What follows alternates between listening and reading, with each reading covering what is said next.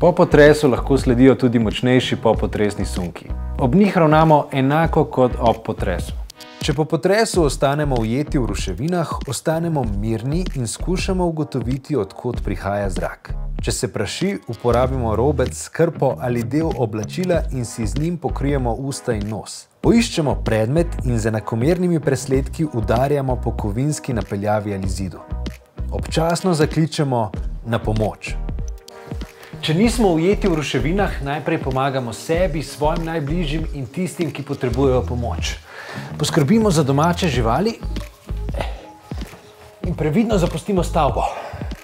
Ne uporabljamo dvigala, po stopnicah pa se spustimo le, če te niso poškodovane.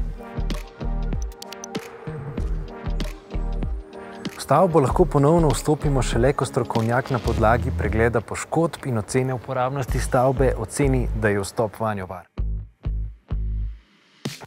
Poskrbeti moramo za strokovni pregled vodovodne, kanalizacijske, plinske in električne napeljave.